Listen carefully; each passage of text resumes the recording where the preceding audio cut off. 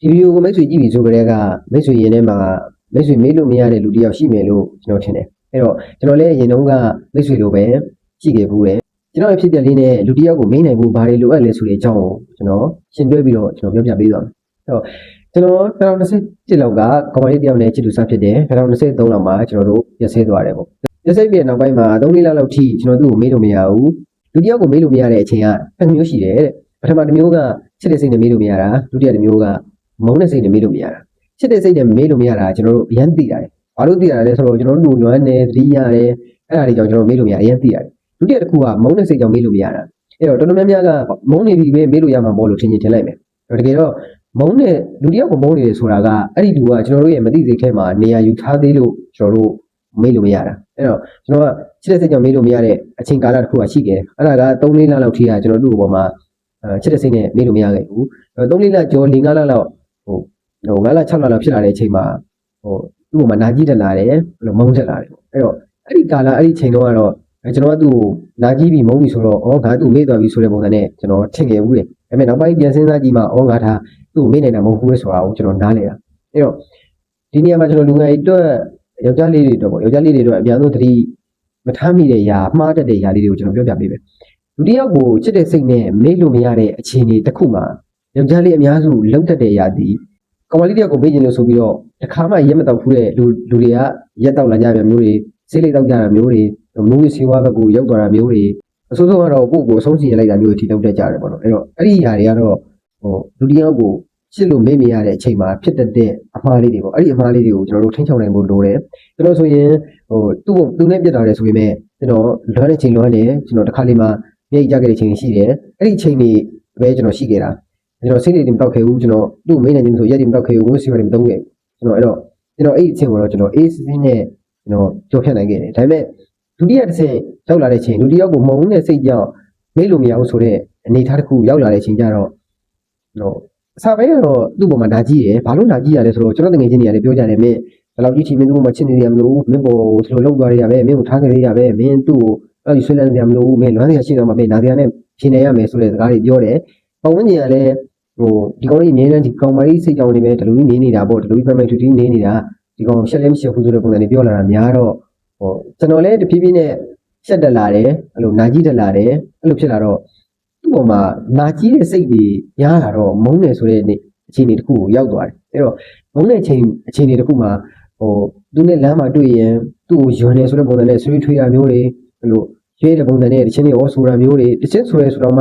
ှပြန်လို့ခြင်းနဲ့တခြင်းတွေလွမ်းနေဆိုတဲ့တခြင်းတွေဆိုတာမဟုတ်ဘူးအဲ့လိုမိမတယောက်ကိုမုန်းတယ်ဆိတ်ဆိုတာတခြင်းတွေကျွန်တော်ဆိုးပြခဲ့တယ်သူတကယ်ချင်းတွေကကျွန်တော်သူကြောင့်လာပြောရတယ်ဟာမပြောစမ်းပါနဲ့ငါနင်တို့တကယ်ချင်းကြောက်ကုန်ကြခြင်းမှုရှင်လို့ဘာညာဆိုတဲ့ပုံစံနဲ့တကယ်လို့အတုံးတွေကြမ်းတမ်းစွာသုံးခဲ့တယ်အဲ့တော့အချိန်ကြီးကြားလာပြီးနည်းနည်းလေးကြားလာတဲ့နှစ်တွေကြီးလာတဲ့အချိန်ကာလတစ်ခုလောက်ထိကျွန်တော်သူ့ပေါ်မှာမိနိုင်ပြီဆိုတဲ့စိတ်နဲ့ကျွန်တော်အကြိုက်နေခဲ့တာအကြိုက်နေတယ်ဆိုလို့ပြောရမလဲမုန်းတဲ့စိတ်တွေဖြစ်နေတာပေါ့အချိန်ကာလတော်တော်ကြာတဲ့အချိန်မုန်းတဲ့စိတ်တွေဖြစ်နေတာအဲ့တော့ကျွန်တော်ဒီနေ့ကျွန်တော်စာအုပ်တအုပ်ကိုဖတ်ရင်းနဲ့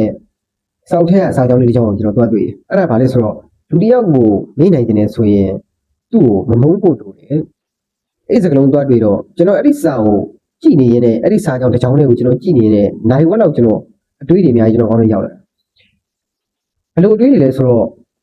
ငါအချိန်ကာလအတော်ကြာတဲ့အထိသူ့ကိုမမေ့နိုင်ခဲ့တာပဲဆိုတဲ့အတွေးကျွန်တော်ကောင်းလို့ရောက်လာအဲ့တော့ဘယ်လိုလဲဆိုတော့ငါမေ့နိုင်ပြီလို့ထင်ထားတဲ့လူတစ်ယောက်ကဘာလို့ကအချိန်အတော်အကြာထိစိတ်ထဲမှာရှိနေရတဲ့လူတစ်ယောက်ဖြစ်နေရတာလဲဆိုတဲ့အတွေးတွေမိခွန်းတွေကျွန်တော်ကောင်းလို့အများကြီးရောက်လာတယ်အဲ့တော့အဲ့ဒီရက်ပြီးအဲ့ဒီနေ့ကျွန်တော်ညနေလောက်ကြီးအိစာကိုဖတ်မိတာနောက်နေ့မနေ့ကျတော့ကျွန်တော်သူ့ပေါ်မှာတကယ်မေ့နိုင်သွားပြီဆိုတဲ့စိတ်ဖြစ်သွားတာဘာလို့ကျွန်တော်တကယ်မေ့နိုင်သွားပြီလို့ဆိုကျွန်တော်ပြောရတယ်ဆိုတော့လူတစ်ယောက်ကိုမေ့နိုင်ခြင်းနဲ့ဆိုရင်သူ့ပေါ်မှာချစ်တဲ့စိတ်မရှိရဘူးနောက်တစ်ခုကမုန်းတဲ့စိတ်မရှိရဘူးနောက်ဆုံးတစ်ခုကသူ့ပေါ်မှာမေတ္တာထားနိုင်ရမယ်ပြောတာမေတ္တာဆိုတဲ့သဘောတရားကပြောရမလဲတစ်ဖက်လူအေးချမ်းဖို့ထက်ကိုယ့်ကိုယ်အေးချမ်းဖို့ရည်ရည်လို့ကျွန်တော်တော့ထင်တယ်အဲ့တော့ငါမင်းပေါ်မေတ္တာထားလိုက်တာဒီမင်းအေးချမ်းဖို့မဟုတ်ဘူးငါအေးချမ်းဖို့ငါစိတ်ကအေးချမ်းဖို့ငါမင်းပေါ်မေတ္တာထားတာဒါတော့ဒီလောက်ပဲအဲ့တော့ကျွန်တော်သူနဲ့အဲ့လိုအဲ့ဒီစာအုပ်လေးကိုဖတ်ပြီးတဲ့အချိန်အဲ့ဒီစာအစုလေးကိုကျွန်တော်ဖတ်ပြီးတဲ့အချိန်နောက်နေ့မနေ့ရောက်တော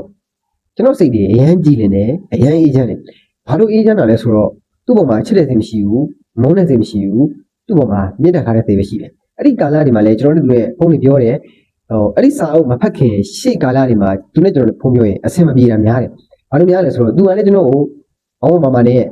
ဆက်ဆံတယ်ကျွန်တော်ကလည်းယောက်ျားမာနနဲ့မခံချင်မှုဆွဲပုံစံနဲ့ဆက်ဆံတယ်စကားပြောရင်အဆင်မပြေတာများတယ်အဲ့တော့အဲ့ဒီစကားလုံးဖတ်ပြီးနောက်ပိုင်းမှာသူကျွန်တော်အကူအညီလာတောင်းတာလေးရှိတယ်အဲ့လိုရှိတဲ့အချိန်မှာကျွန်တော်ပြန်ကူညီနိုင်သွားတယ်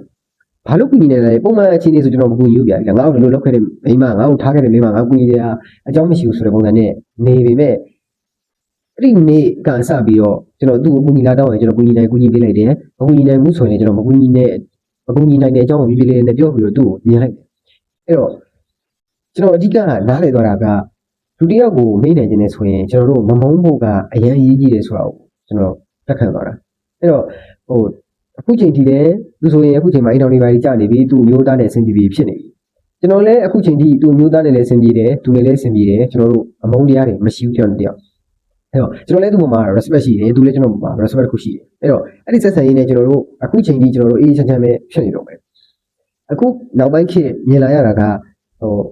တလန်းလာတော့တွေ့တယ်ပြက်ကြတယ်တယောက်တည်းမုန်းသွားကြတယ်တယောက်တည်းရွေးကြတယ်တချို့ဆိုရင်ဒီကောင်မနဲ့ပြက်လို့ဒီကောင်နဲ့ပြက်လို့ရွေးကြလို့ဆိုပြီးတော့နောက်တစ်ယောက်ထပ်ထားတာမျိုးတွေတကယ်မချစ်ဘဲနဲ့ထားရတာမျိုးလည်းအများကြီးပဲရှိတယ်ကျွန်တော်ပြောချင်တာကအခုမိတ်ဆွေဖြစ်နေတဲ့စိတ်ထဲမှာသူ့ကိုချစ်လို့မမေ့နိုင်တာလည်းဖြစ်ရင်ဖြစ်နိုင်တယ်မုန်းလို့မမေ့နိုင်တာလည်းဖြစ်ရင်ဖြစ်နိုင်တယ်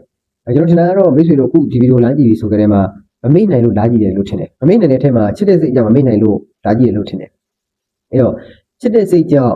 မမေ့နိုင်လို့လာကြည့်တဲ့လူတွေများတယ်ဆိုရင်ကိုယ်တငယ်ချင်းတွေထဲမှာကိုယ်နဲ့သိတဲ့အထက်မှာကိုယ်နဲ့ပြတ်သွားတဲ့မိန်းကလေးတယောက်ကိုဒါမှမဟုတ်ယောက်ျားလေးတယောက်ကိုမုန်းနေပြီးတော့ကိုယ့်ကိုမေ့နိုင်တယ်လို့ထင်နေတဲ့လူတွေရှိရင်ဒီဗီဒီယိုလေးကိုပြပြီးတော့ပြောပြလိုက်ပါဆိုတော့ကျွန်တော်ပြောချင်တာကတော့ကျွန်တော်တို့ ਨੇ ကန်ရှိလို့လာဆောင်ကြတယ်အချိန်ကာလတစ်ခုလက်ထိကျွန်တော်တို့ချစ်ကြတယ်ကျွန်တော်တို့ကန်ကုန်တဲ့အချိန်ကျရင်ကျွန်တော်တို့လမ်းခွဲကြတယ်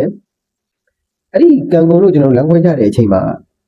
အကောင်းဆုံးနေလိုက်တာတော့ကျွန်တော်တို့ချစ်တယ်မေးမရဘူးဆိုရင်အကောင်းဆုံးသူ့နားမှာပြန်ပြီးတော့တောင်းပန်မယ်ချော့မယ်ကျွန်တော်တို့အဆင်ပြေအောင်ပြန်ပြီးတော့ကြိုးစားမယ်ဒီလိုကြိုးစားလို့မရတော့ဘူးဆိုရင်ကျွန်တော်တို့မှာမုန်းတဲ့စိတ်တွေမထားနဲ့ရွေ့တဲ့တာတွေလည်းမလုံးနဲ့ကိုယ့်ဘဝကိုပြန်ပြီးတော့ဘယ်လုံးမှဖြစ်အောင်လုပ်ပြီးတော့ကျွန်တော်ပြန်ပြီးတော့ကြိုးစားတာတော့အကောင်းဆုံးပဲအဲ့တော့တချို့ဒီဘက်ခေတ်အများစုကတော်တော်များများကမိန်းကလေးတယောက်ကြောင့်ဘဝပြဿနာမျိုးတွေယောက်ျားလေးတယောက်ကြောင့်ဘဝပြဿနာမျိုးတွေအများကြီးပဲပေါ့နော်အဲ့တော့အချစ်ကိုခရှာမယ်ဆိုရင်လည်းကျွန်တော်တို့ဒီချာချာနဲ့ကိုတွဲမဲ့လက်တွဲပေါ်ကိုပြုတ်မဲ့အိမ်တော်ဘက်ကိုလည်းကျွန်တော်တို့ဒီချာချာရွေးတင်တယ်အဲ့တော့ကျွန်တော်နောက်ဆုံးပြောချင်တာကတော့ဒုတိယကိုကျွန်တော်တို့မိနိုင်ရင်လည်းဆိုရင်သူ့ပေါ်မှာပထမဆုံးအနေနဲ့မချစ်ဖို့လိုပါတယ်အဲ့တော့မချစ်ဘူးကျွန်တော်တို့ကမချစ်ဘူးဆိုပြီးတော့မုန်းသွားတဲ့အချိန်ဒီမှာလည်းမုန်းတာလည်းမဖြစ်အောင်ကျွန်တော်တို့သူ့ပေါ်မှာမမုန်းဖို့လည်းလိုတယ်နောက်ဆုံးတစ်ခုကတော့မေတ္တာထားဖို့ပဲအဲ့တော့မေတ္တာထားဖို့ကတော့အရေးကြီးဆုံးပဲမေတ္တာဆိုတာကတော့လူတိုင်းပေါ်မှာထားနိုင်ရင်အကောင်းဆုံးပဲအဲ့တော့ကျွန်တော်တို့နဲ့ပြတ်သွားတဲ့ဤစားဟောင်းပေါ်မှာကျွန်တော်တို့ကသူ့ပေါ်မှာသူ့ကိုသိခါကိုထိတဲ့မယ်မကောင်းချောင်းတွေလည်းမပြောသင့်ဘူးပြတ်သွားပြီဆိုရင်ကျွန်တော်တို့ပြတ်သွားတဲ့အတိုင်းလေးပဲကျွန်တော်တို့အေးဆေးလေးနေလိုက်တယ်အဲ့တော့မိတ်ဆွေကျွန်တော်ပြောချင်တာကလည်းအခုမိတ်ဆွေကြီးထဲမှာရှိနေတဲ့လူတစ်ယောက်ကိုမိတ်ဆွေချစ်တဲ့စိတ်နဲ့မမေ့နိုင်နေတာဆိုရင်ကျွန်တော်တို့ပြန်ပြီးတော့ဆင်ပြေမယ့်နေသားတွေကျွန်တော်တို့ပြန်ပြီးတော့ကြိုးစားကြည့်မယ်တကယ်လို့ကြိုးစားလို့မှအဆင်မပြေတော့ဘူးဆိုတဲ့အနေအထားတစ်ခုမိတ်ဆွေသိလိုက်ပြီးလက်ခံလိုက်ပြီးဆိုရင်ကိုယ့်ရဲ့ဘဝအတွက်ကိုယ့်အနာဂတ်အတွက်ကိုယ့်ပန်းနိုင်ရဲ့အတွက်ပဲချစ်ဆက်ပါ